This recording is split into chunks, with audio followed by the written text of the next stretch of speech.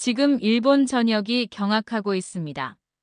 아니 도대체 한국은 어떤 나라입니까? 일본 정부는 100만 톤의 비축미를 방출했지만 쌀값은 오르기만 했습니다. 국민들의 원성이 하늘을 찔렀죠. 그런데 바로 그때 한 일본 여성이 나타났습니다. 안젤라 사이토, 44세 무역회사 부지점장. 그녀는 5년 전 한국과의 쓰라린 경험으로 다시는 한국에 발을 들이지 않겠다고 공언했던 인물입니다. 그런데 여러분, 그 안젤라가 결국 한국으로 향했다는 사실 알고 계셨나요? 그것도 단 하나의 이유 때문에 말입니다. 바로 쌀 한 포를 사기 위해서였죠. 너무나 이상하지 않습니까? 한국을 그토록 싫어하던 여성이 왜 갑자기 한국행 비행기에 몸을 맡겼을까요? 그리고 더 놀라운 건 그녀의 이 한 번의 선택이 일본 전역에 거대한 파장을 일으키기 시작했다는 겁니다. 그녀는 말합니다. 한국이 제 인생을 바꿨습니다. 세계가 왜 한국의 시스템을 주목하는 줄 아십니까? 안젤라 사이토, 그녀의 믿기 어려운 이야기 지금 시작합니다. 잠시 좋아요와 구독 눌러주시면 영상 제작에 큰 힘이 됩니다. 저는 안젤라 사이토입니다. 도쿄의 무역회사에서 부지점장으로 일하고 있어요. 44세가 되도록 제가 이런 이야기를 하게 될 줄은 정말 몰랐습니다. 5년 전 일이에요. 한국의 중소식품회사와 거래를 진행하고 있었죠. 6개월 동안 준비했던 프로젝트였어요.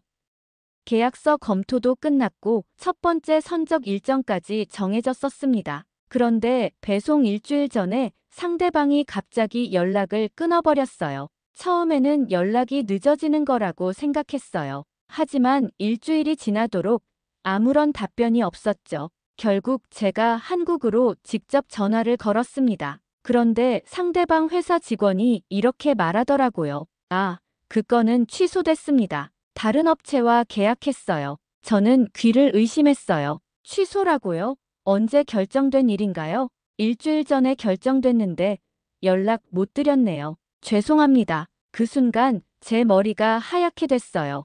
6개월 동안 준비한 모든 것이 일주일 전에 취소됐는데 지금 알려준다고요? 일본에서는 절대 있을 수 없는 일이었습니다. 회사로 돌아가서 상황을 보고했을 때 상사가 이렇게 말했어요. 안젤라, 한국 시장은 원래 그래. 너무 감정적으로 받아들이지 마. 하지만 저는 받아들일 수 없었어요. 감정적인 문제가 아니라 비즈니스 신뢰의 문제였거든요. 그날 밤 집에 와서 어머니께 하소연했던 기억이 나요. 어머니, 한국 사람들은 정말 이해할 수 없어요. 약속이라는 게 뭔지 모르는 것 같아요. 어머니는 조용히 듣고 계시다가 이렇게 말씀하셨어요. 나라마다 다른 법이구나. 안젤라도 배우는 거야. 하지만 저는 배우고 싶지 않았어요. 그날 이후로 한국은 제 업무 목록에서 완전히 제외됐습니다. 동료들이 한국 관련 프로젝트를 제안해도 단호하게 거절했어요. 한국은 안 해요. 리스크가 너무 커요. 그렇게 5년이 흘렀습니다. 그런 제가 왜 다시 한국 이야기를 하게 됐을까요? 사실 지난 몇 개월 동안 일본의 쌀값이 정말 심각하게 올랐거든요. 제가 어머니와 단둘이 살고 있는데 어머니는 78세 고령이셔서 매일 쌀밥을 드세요. 빵이나 면보다는 쌀이 소화도 잘 되고 영양도 좋거든요. 그런데 10kg 쌀 한 포대가 75,000원을 넘어선 거예요. 작년만 해도 45,000원 정도였는데 말이죠. 마트에서 쌀값표를 보고 있으니 정말 화가 났어요. 이게 도대체 말이 되나?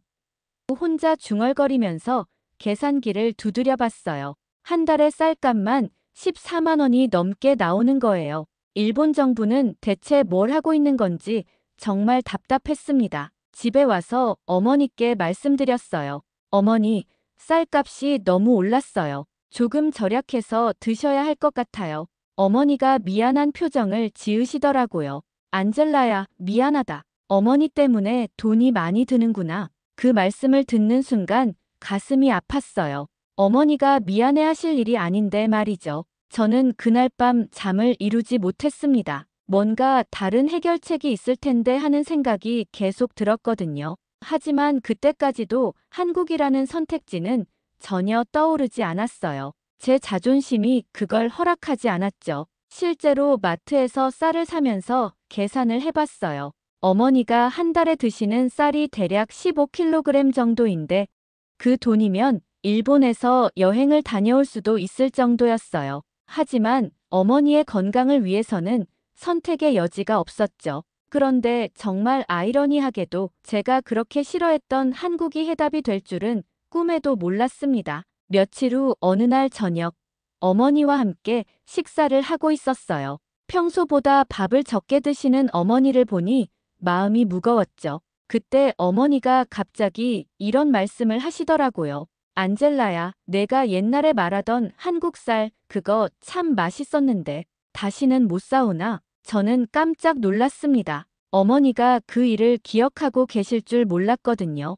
5년 전 샘플로 받아온 한국쌀을 어머니께 드렸던 적이 있었어요. 그때 어머니가 이 쌀 참 좋구나. 단맛이 나네라고 하셨던 기억이 났죠. 어머니, 그때 일이 좀 복잡했어요. 한국 회사가 갑자기 계약을 취소해서 어머니가 제 말을 끊으셨어요. 그때는 그때고 지금은 지금이지. 지금은 우리가 필요한 거잖아. 어머니의 말씀이 정말 단순했지만 깊게 와닿았어요. 과거의 감정과 현재의 필요가 다른 문제라는 거죠. 하지만 저는 여전히 마음이 편하지 않았어요. 그날 밤 저는 옛 자료들을 정리하다가 5년 전 받았던 한국쌀 견적서를 발견했어요. 먼지가 쌓인 파일 속에서 나온 그 서류를 보니 감정이 복잡했습니다. 당시 가격을 보니 지금 일본 쌀의 절반도 안 됐어요. 킬로그램당 280엔 정도였는데 지금 일본 쌀은 750엔이 넘거든요. 이 가격이 맞나? 혼자 중얼거리면서 계산기를 두드려 봤어요. 정말 놀라운 차이였습니다. 다음 날 회사에서 동료 캔이 커피를 마시며 저에게 말했어요. 안젤라, 요즘 한국 여행 정말 저렴하던데 항공료가 많이 떨어졌어. 한국요? 왜 갑자기 한국 이야기를 해요? 아, 우리 아내가 화장품 사러 다녀왔거든. 지금 한국 가면 오히려 싸게 많이 살 수 있을 텐데 항공료 포함해도 이득이야. 켄의 말을 듣고 저는 깊이 생각했습니다. 감정과 이성이 충돌했어요.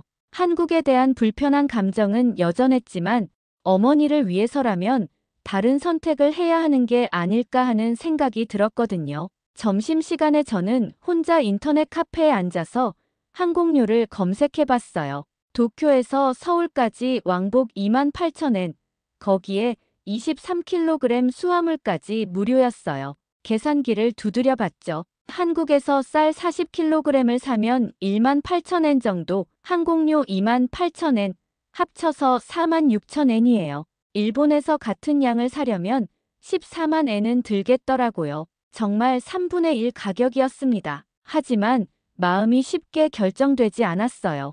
5년 전의 상처가 아직도 생생했거든요. 그날 저녁 집에 와서 어머니께 조심스럽게 물어봤어요. 어머니, 제가 한국에 가서 쌀을 사온다면 어떻게 생각하세요?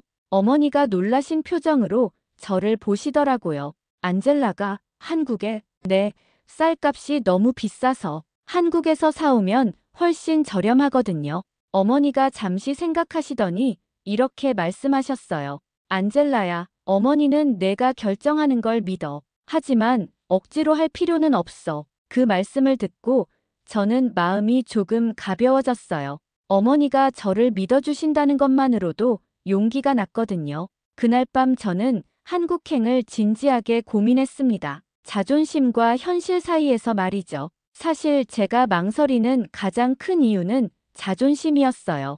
그렇게 한국을 거부했던 제가 다시 한국에 도움을 청한다는 게 자존심이 허락하지 않았거든요. 하지만 어머니의 건강과 가게 경제를 생각하면 개인적인 감정은 접어둬야 했어요. 그것이 성숙한 어른의 선택이라고 생각했습니다. 결국 저는 주말을 이용해서 한국행을 결심했습니다. 금요일 저녁 비행기를 타고 일요일 밤에 돌아오는 일정이었어요. 5년 만에 다시 밟는 한국 땅이었죠. 비행기 안에서 저는 계속 긴장했어요. 정말 이게 맞는 선택일까? 하는 생각이 머릿속을 맴돌았거든요. 기내식도 제대로 먹지 못했어요. 어떤 일이 일어날지 예상할 수 없었으니까요. 인천공항에 내리는 순간 묘한 기분이 들었어요. 분명 불편한 감정이 있었는데 동시에 어딘가 익숙한 느낌도 있었거든요. 5년 전에 왔을 때와는 공항 분위기도 많이 달라졌더라고요. 더 깔끔해지고 체계적으로 변해 있었어요. 입국 심사를 받을 때 직원이 친절하게 인사해 주더라고요. 안녕하세요. 여행 목적이 어떻게 되세요? 쇼핑이요. 저는 간단하게 답했어요. 아, 요즘 일본 분들 많이 오시네요. 좋은 시간 보내세요. 그 말을 듣고 조금 의외였어요. 일본 사람들이 한국에 쇼핑하러 많이 온다고 하니까 말이죠. 공항에서 시내로 가는 전철 안에서 저는 계속 생각했어요. 정말 이게 맞나? 하면서 말이죠. 하지만 이미 온 이상 목적을 달성해야겠다고 생각했습니다. 어머니를 위해서라도 성공해야 했어요. 지하철역에서 홈플러스까지 가는 길에 서울 거리를 둘러봤어요. 5년 전보다 훨씬 깔끔해진 것 같았어요. 간판도 정리되어 있고 도로도 잘 정비되어 있었죠. 한국이 많이 변했네 하는 생각이 들었습니다. 홈플러스에 도착했을 때 정말 놀랐어요.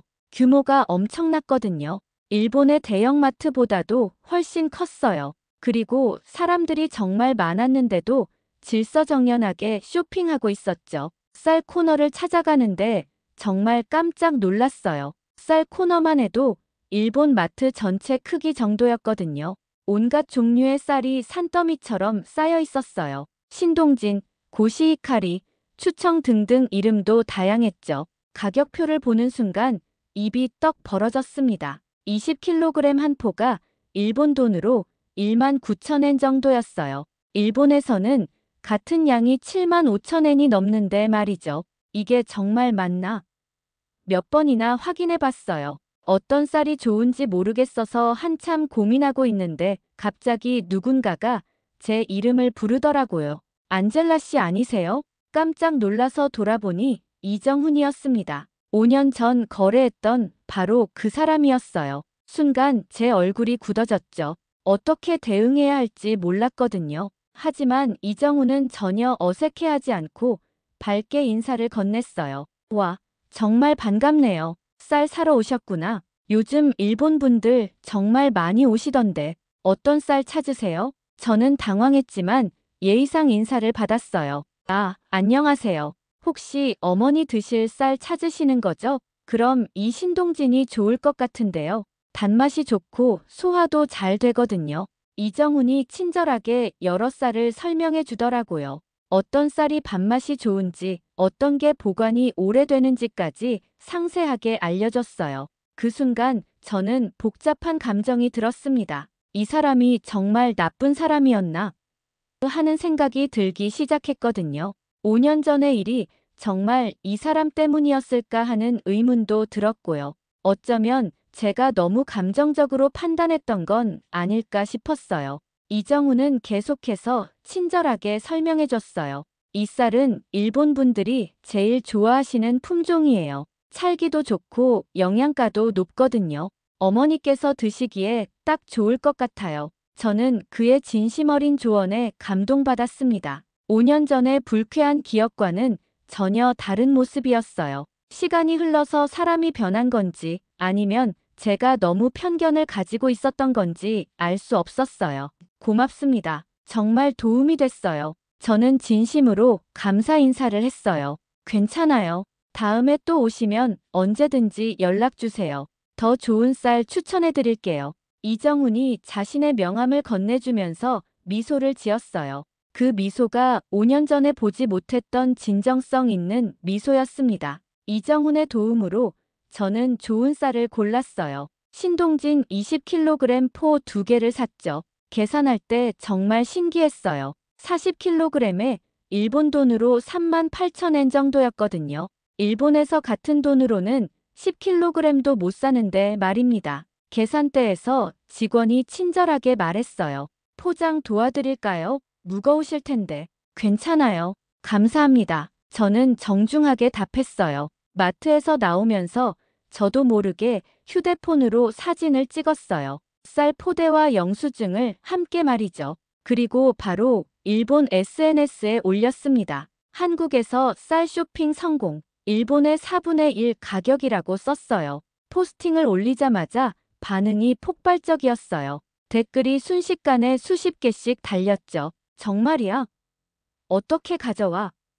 나도 가고 싶어. 품질은 어때?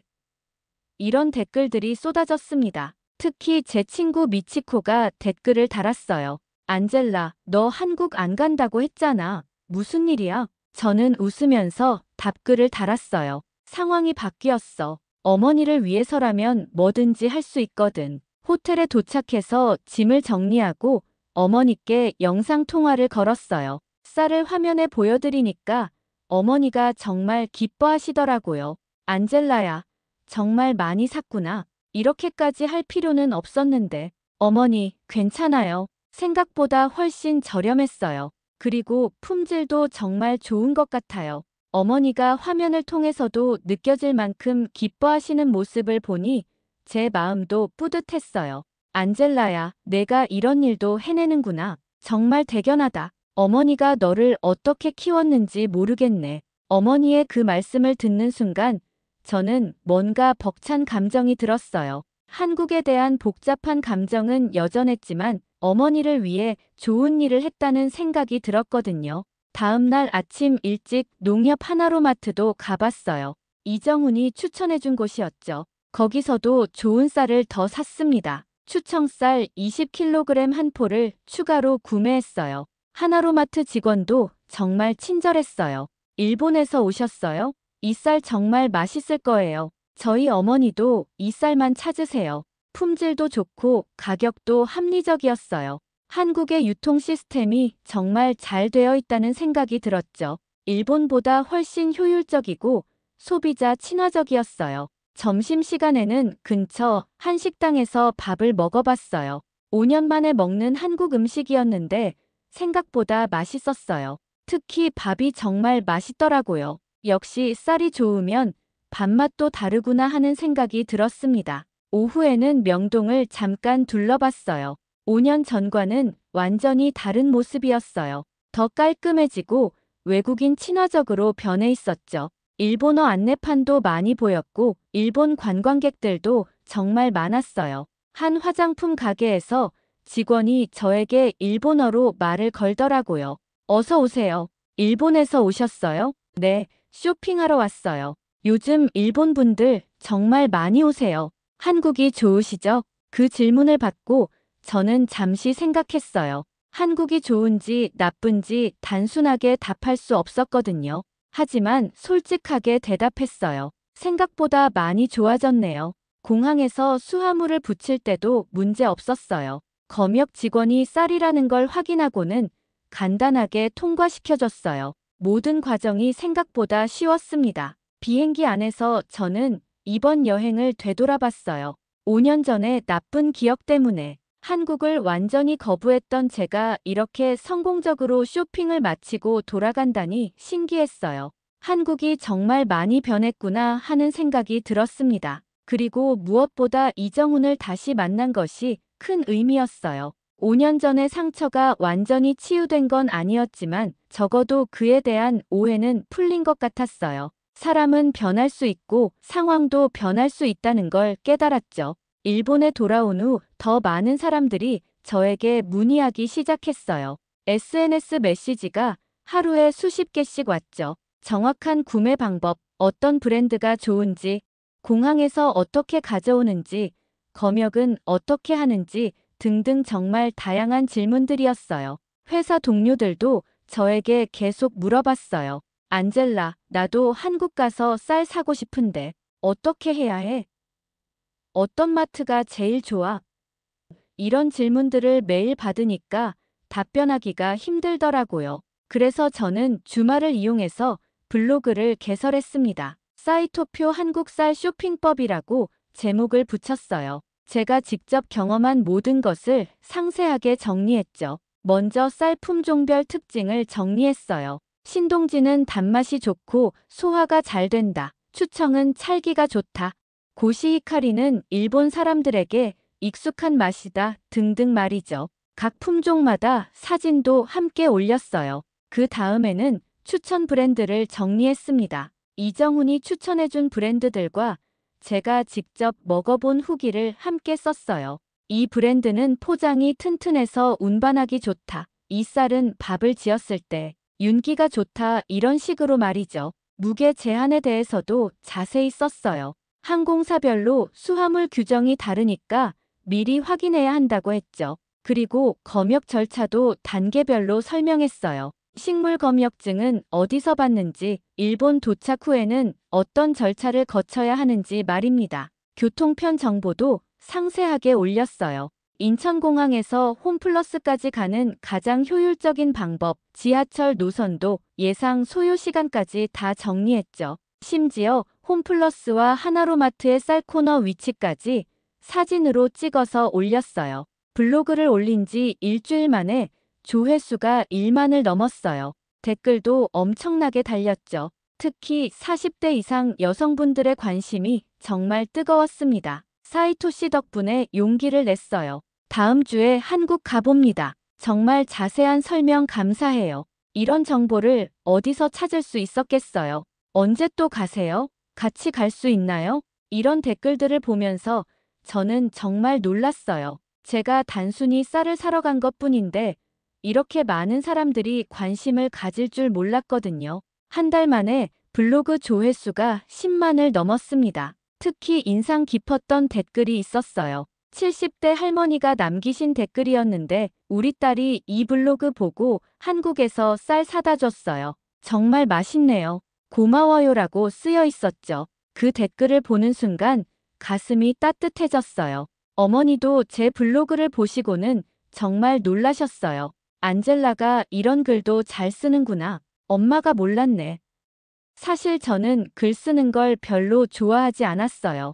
회사에서 보고서 쓰는 것도 항상 부담스러웠거든요. 그런데 이상하게 이 블로그는 써내려가는 게 재미있었어요. 제 경험이 다른 사람들에게 도움이 된다는 생각이 들었거든요. 블로그가 유명해지면서 일본 언론에서도 관심을 가지기 시작했어요. 어느 날 아사히 신문 기자가 저에게 전화를 걸어왔죠. 사이토 씨, 요즘 한국 쌀 쇼핑이 화제가 되고 있던데 인터뷰 가능할까요? 저는 당황했어요. 저는 그냥 평범한 회사원인데 인터뷰할 만한 내용이 있을까요? 충분히 있습니다. 개인의 경험이 사회 현상이 되는 경우는 흔하지 않거든요. 결국 인터뷰를 하게 됐어요. 기자가 물어봤죠. 한국에 대한 인식이 바뀌셨나요? 저는 솔직하게 답했어요. 완전히 바뀌지는 않았지만 편견이 많이 사라졌어요. 5년 전의 경험만으로 한국 전체를 판단했던 게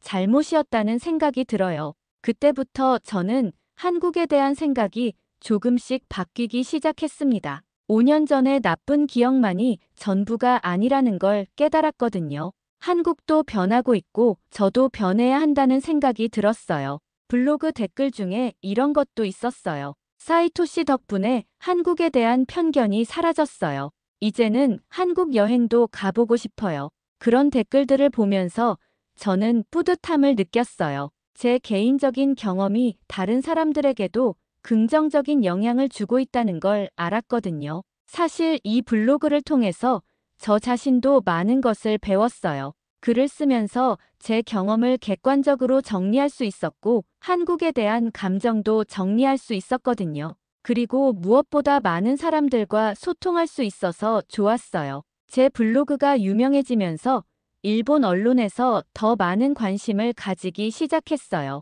NHK에서도 취재 요청이 들어왔죠. 어느 날 아침 경제 전문 기자가 저에게 전화를 걸어왔어요. 사이토 씨, 일본 정부가 비축미를 방출했는데도 왜 쌀값이 안 떨어질까요? 현장에서 느끼신 점이 있을까요? 저는 잠시 생각하고 이렇게 답했어요. 정부는 방출만 했지 유통은 생각 안 했으니까요. 한국처럼 소비자가 직접 접근할 수 있는 시스템이 없어요. 정말 그랬어요. 일본 정부는 큰 소리로 비축미 100만 톤을 방출한다고 발표했지만 실제로 마트에서는 여전히 비쌌거든요. 유통업체들이 중간에서 가격을 조작하고 있었던 거죠. 기자가 또 물어봤어요. 그럼 한국은 어떻게 다른가요? 한국은 시스템이 달라요. 대형마트, 농협, 온라인까지 다양한 채널에서 합리적인 가격으로 쌀을 살 수 있어요. 정부가 직접 개입하지 않아도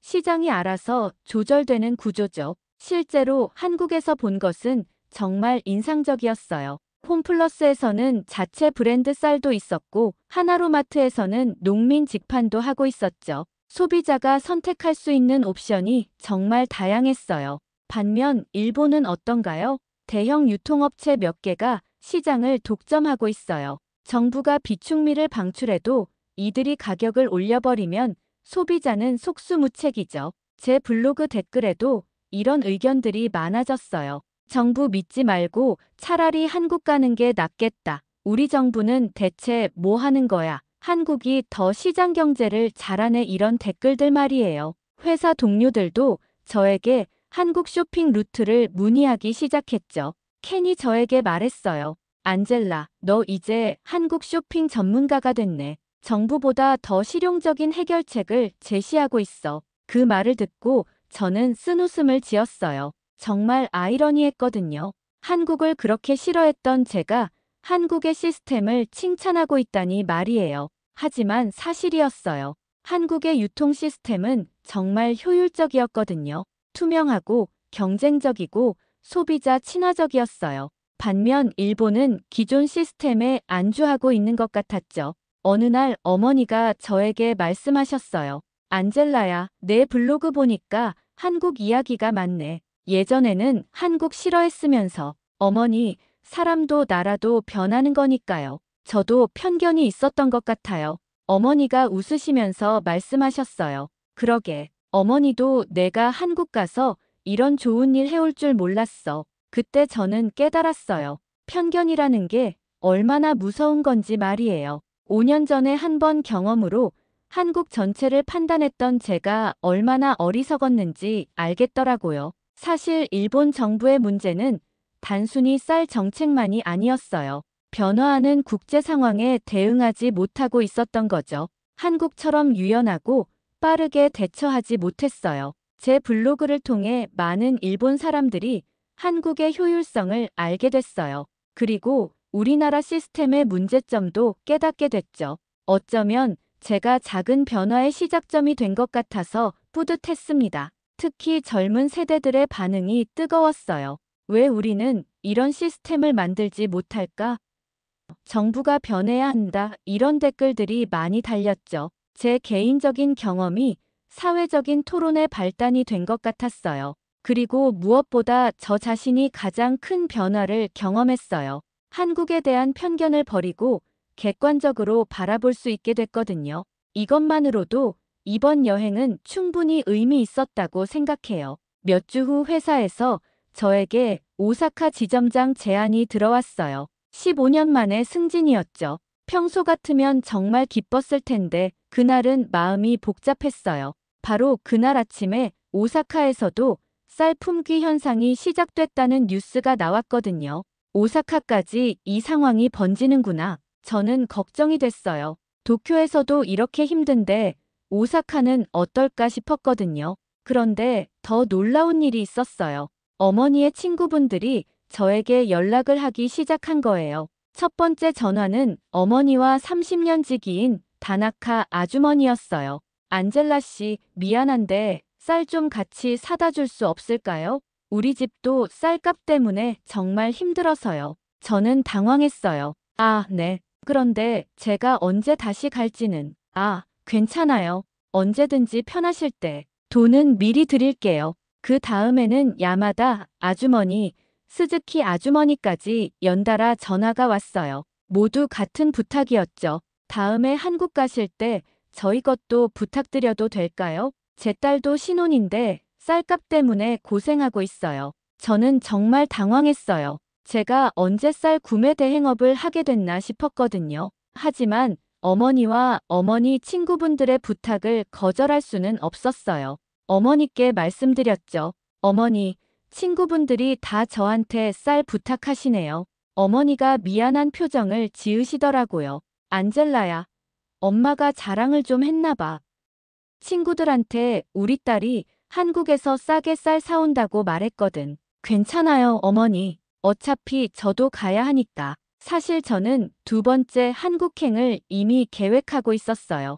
블로그 독자들의 요청도 많았고 저도 다른 상품들을 알아보고 싶었거든요. 그런데 정말 놀라운 일이 일어났어요. 바로 이정훈에게서 전화가 온 거예요. 안젤라 씨, 혹시 시간 있으실 때 통화 가능할까요? 중요한 제안이 있어서요. 저는 깜짝 놀랐습니다. 5년 전에 불편한 일이 있었던 사람이 다시 비즈니스 제안을 하다니 말이에요. 하지만 이상하게 화가 나지 않았어요. 오히려 호기심이 생겼죠. 어떤 내용인가요? 저희 청명 농가에서 일본 수출을 본격적으로 시작하려고 하는데 제대로 된 파트너가 필요해요. 사이토 씨의 블로그를 보고 정말 감명받았거든요. 이정훈이 자세히 설명했어요. 한국 쌀의 일본 수출이 급격히 늘어나고 있는데 대부분이 개인 구매자들이라고 했어요. 체계적으로 수입해서 판매할 수 있는 파트너가 필요하다는 거였죠. 특히 사이토 씨의 마케팅 능력을 높이 평가해요. 블로그 하나로 이렇게 큰 반향을 일으킨 사람은 처음 봤거든요. 저는 복잡한 심정이었어요. 과거의 상처와 현재의 기회가 뒤섞여 있었거든요. 5년 전의 일이 자꾸 떠올랐어요. 이정훈 씨, 솔직히 말씀드리면 5년 전 일 때문에 아직도 마음이 편하지 않아요. 이정훈이 잠시 침묵하더니 이렇게 말했어요. 사이토 씨, 그때 일은 정말 죄송했어요.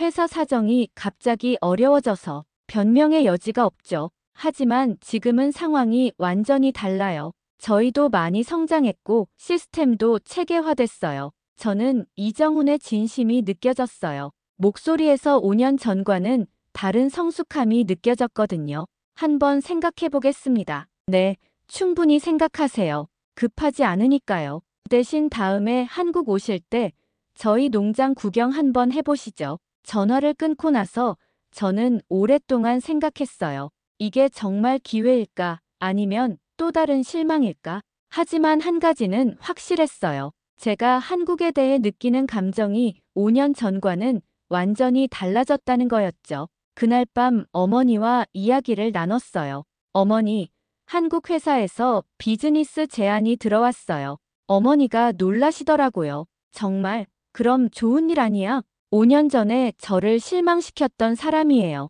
그래서 고민이 되네요. 어머니가 잠시 생각하시더니 말씀하셨어요. 안젤라야, 사람은 변하는 거야. 너도 변했고 그 사람도 변했을지 모르잖아. 한번 기회를 줘보는 게 어떨까? 어머니의 말씀이 제 마음을 움직였어요. 정말 그런 것 같았어요. 저도 한국에 대한 생각이 완전히 바뀌었는데 이정훈도 변했을 수 있겠죠. 며칠 후 저는 이정훈에게 다시 전화를 걸었어요. 이정훈 씨, 제안에 대해 진지하게 고려해보고 싶어요. 하지만 조건이 있어요. 어떤 조건인가요? 모든 과정을 투명하게 진행했으면 해요. 그리고 계약서도 꼼꼼히 작성하고요. 5년 전 같은 일은 다시 일어나지 않아야 해요. 당연하죠. 저희도 그런 실수는 다시 하고 싶지 않아요. 모든 걸 투명하게 진행하겠습니다. 이정훈의 답변에서 진정성을 느꼈어요. 그래서 저는 새로운 도전을 해보기로 결심했습니다. 오사카 지점장 제안을 받아들인 후 저는 본격적으로 한국과의 거래를 추진했습니다. 이정훈과 여러 번 화상회의를 했고 청명 농가의 쌀을 일본에 수입하는 계약을 체결했어요. 5년 전과는 완전히 다른 경험이었습니다. 모든 과정이 투명했고 체계적이었어요. 계약서도 꼼꼼했고 일정도 정확했죠. 이정훈도 많이 달라져 있었어요. 예전보다 훨씬 신중하고 전문적이 됐더라고요. 사이토 씨, 이번에는 절대 실망시키지 않겠습니다. 이정훈이 진심으로 말했어요. 저도 기대하고 있어요. 서로 윈윈할 수 있는 관계가 되면 좋겠어요. 계약 체결 과정에서 저는 한국의 농업 시스템에 대해 많이 배웠어요. 품질 관리, 포장, 물류까지 모든 것이 일본보다 더 효율적이었어요. 특히 디지털화가 정말 잘 되어 있었죠. 일본 언론에서도 제 이야기에 더 큰 관심을 가졌어요. NHK에서 30분짜리 다큐멘터리를 만들기도 했어요. 일본 커리어우먼, 쌀 사러 간 나라에서 기회를 찾다라는 제목으로 방송됐습니다. 방송을 보면서 정말 부끄럽기도 하고 신기하기도 했어요. 제가 이렇게 유명해질 줄은 정말 몰랐거든요. 하지만 동시에 뿌듯했어요. 제 개인적인 경험이 사회에 긍정적인 메시지를 전달하고 있다는 걸 알았거든요. 몇 달 후 첫 번째 컨테이너가 일본에 도착했어요. 20톤의 한국 쌀이었죠. 품질을 검사해 보니 정말 만족스러웠어요. 가격도 합리적이었고 포장 상태도 완벽했어요. 오사카 지점에서 직접 판매를 시작했어요. 제 블로그를 통해 주문하는 분들이 정말 많았어요. 첫 달에 5톤이 팔렸죠. 예상보다 훨씬 좋은 반응이었어요. 고객들의 후기도 정말 좋았어요. 정말 맛있어요. 가격도 합리적이고 품질도 좋네요. 다음에도 주문할게요. 이런 메시지들이 계속 왔어요. 특히 기억에 남는 고객이 있었어요. 80세 할아버지가 직접 전화를 주셨거든요. 안젤라 씨, 정말 고마워요. 이 쌀 덕분에 우리 가족이 많이 절약하고 있어요. 손자들도 좋아해요. 그 말씀을 듣는 순간 정말 뿌듯했어요. 제가 하는 일이 단순한 장사가 아니라 사람들의 삶에 실질적인 도움을 주고 있다는 걸 알았거든요. 한국과의 거래가 늘어나면서 저는 한 달에 한 번씩 한국을 방문하게 됐어요.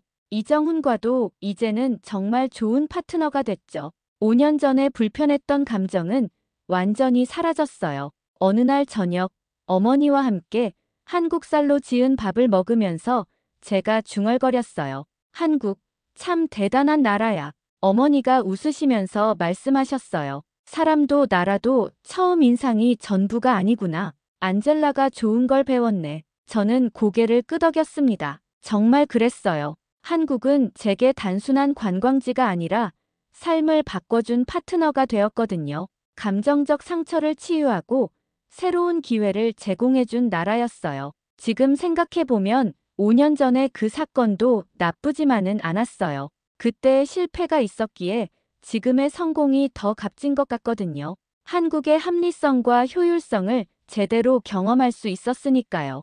또한 편견이라는 게 얼마나 무서운 건지도 깨달았어요. 한 번의 경험으로 전체를 판단하는 건 정말 위험한 일이라는 걸 알았죠. 앞으로는 더 열린 마음으로 세상을 바라보려고 해요. 오늘도 저는 한국산 쌀을 일본에 수입하는 일을 하고 있습니다. 그리고 한 달에 한 번씩은 한국에 가서 새로운 상품을 발굴하죠. 이제는 쌀뿐만 아니라 다른 농산품도 취급하고 있어요. 김치, 고추장, 된장 같은 전통 발효식품들도 일본에 소개하고 있습니다. 일본 고객들의 반응이 정말 좋아요. 특히 건강에 관심이 많은 분들이 한국 발효식품을 찾으시더라고요. 최근에는 한국의 젊은 농부들과도 연결됐어요. 친환경 농법으로 재배한 채소들을 일본에 수출하는 프로젝트도 진행하고 있죠. 정말 신기한 건 이 모든 일이 쌀 한 포를 사러 간 것에서 시작됐다는 거예요. 한국이 제 인생에서 없어서는 안 될 소중한 파트너가 되었습니다. 5년 전에는 상상도 할 수 없었던 일이죠. 인생은 정말 예측할 수 없는 것 같아요. 하지만 그래서 더 흥미롭고 의미 있는 것 같습니다. 요즘은 한국어도 공부하고 있어요.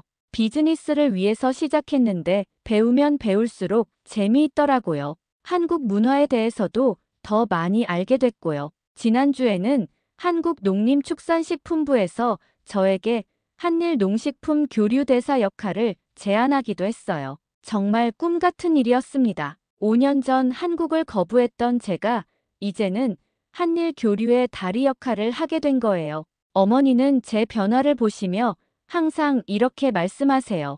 인생에서 가장 큰 적은 편견이구나. 안젤라가 그걸 극복해서 정말 자랑스러워. 정말 그런 것 같아요. 편견을 버리고 열린 마음으로 세상을 바라보니 더 많은 기회와 가능성이 보이더라고요. 한국이 저에게 가르쳐준 가장 소중한 교훈입니다. 지금까지 긴 이야기를 들어주셔서 정말 감사합니다.